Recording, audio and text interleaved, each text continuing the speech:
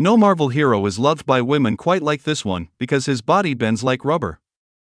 Any part of him can stretch, twist, and reshape at will. And with that, he won the heart of the Invisible Woman, but on the day of their wedding, disaster hit, a helicopter lost control and spiraled straight toward the ceremony. In a split second, Reed stretched his arms across the aisle, dragging both of them to safety. Sue unleashed a force shield to steady the aircraft, while Ben Grimm grabbed the tail and snapped it off like a twig. Just as everyone caught their breath, a streak of silver tore across the sky. Johnny instantly flamed on and shot upward, chasing the glowing comet. But when he got close, he froze. This wasn't a meteor. It was a silver-skinned alien riding a cosmic surfboard, the Silver Surfer, one of the most powerful beings in the Marvel Universe. Johnny tried to show off, blazing ahead until the surfer suddenly stopped, reached back, and clamped a hand around Johnny's throat. In seconds, they were in space. Johnny's flames died out. His body went limp, the surfer tossed him back to Earth like trash. Luckily, his powers reignited just before impact. The team rushed to help, but the moment Sue touched him, her whole body burst into flames and she floated into the air.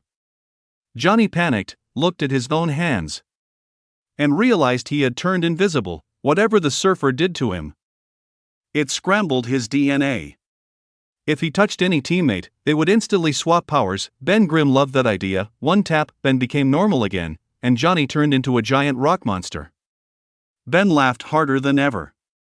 Until Johnny grabbed his arm and switched back. Meanwhile, far in the Arctic, a massive crater appeared, carved by the surfer himself. As he rose from the hole, he encountered a man in a mask. Dr. Doom. Doom demanded an alliance. The surfer didn't even acknowledge him. Doom struck. The surfer answered with one cosmic blast and sent him flying like a rag doll. Back at headquarters, Reed analyzed the energy readings and uncovered the truth. Every planet the surfer visits is destroyed within 8 days. Earth had just become the next target. The team raced to the next predicted crater site. A calm river suddenly sank inward like a draining ocean. A shockwave ripped through the city, snapping the supports of a Ferris wheel. Sue caught it with a force field. Ben lifted the structure. Reed stretched himself like a steel cable to anchor it. Then the water collapsed into a vortex and the surfer shot out from below. Johnny chased again, but collided with Reed's stretching arm, swapping powers once more. Reed became a fireball. Johnny crashed to the ground. The surfer vanished, leaving only another giant crater. The military no longer trusted the team. So they brought in someone smarter, Dr. Doom. He presented recordings of his fight with the surfer, every burst of power channeled through his board. Separate him from it, and he's vulnerable. Reed built a device to knock the board away. The team split up across a forest to set the traps. A massive bear approached Ben, roaring at him. Ben roared back, "I'm from Brooklyn." The bear turned and ran for its life. Before they could finish, the surfer appeared in front of Sue. She activated her shield, but he walked through it like mist. He didn't attack. He simply looked broken. She asked why he was destroying Earth. His answer was chilling, "It's not me. It's my master, Galactus." Before she could learn more, the military fired missiles. The surfer shielded Sue and absorbed every blast. Then he destroyed the entire weapons base with a single pulse of cosmic energy. Sue finished the device. Reed activated it. A shockwave ripped through the valley and the board flew from beneath the surfer. Doom rushed in and struck him down, stealing the board for himself. With the surfer captured, the general threw the Fantastic Four in a containment cell. Sue snuck inside and finally heard the full truth: Galactus devours entire worlds to survive. The surfer became his herald to save his own planet. His board is Galactus Beacon, its location guides the cosmic giant straight to Earth. Galactus was already on the way. The only hope was to steal back the board and lure Galactus away. But Doom now controlled it. And with the board came limitless cosmic power. He annihilated the general with a flick of his hand. The four broke free, rescued the weakened surfer, and boarded their ship to hunt down Doom.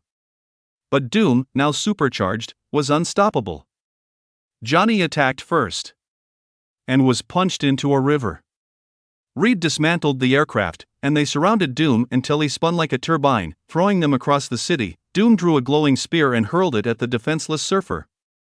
Sue jumped in the way, raising a shield. But the weapon pierced straight through her, the sky darkened. A storm of cosmic clouds swallowed the horizon. Galactus had arrived, Earth had minutes left. Desperate, Johnny remembered he could absorb everyone's powers. The team linked hands, transferring their abilities into him. Fire. Stone. Elasticity. Force fields. All combined, the strongest form of the Fantastic Four was born. Johnny unleashed a furious barrage, overwhelming Doom. Sue's force fields held him in place. Reed's rubber limbs wrapped around him. With a fiery punch, Johnny shattered the board's control and sent Doom crashing into the depths. The surfer reclaimed his board, devastated by Sue's sacrifice. Channeling cosmic energy, he restored her life. Then he soared into the sky to confront his master. Galactus roared, a storm the size of a planet. The surfer clenched his fists. I will serve no more. His body ignited with blinding cosmic light, compressing all his energy into a single explosion. A burst of white radiance spread across the sky, and the storm was gone. Earth was saved. Reed and Sue finally held their wedding, peaceful this time. Their future. And the future of their legendary son. Awaited, far in the distant cosmos, the Silver Surfer's eyes opened once more, and his story was far from over. And that's the end of movie.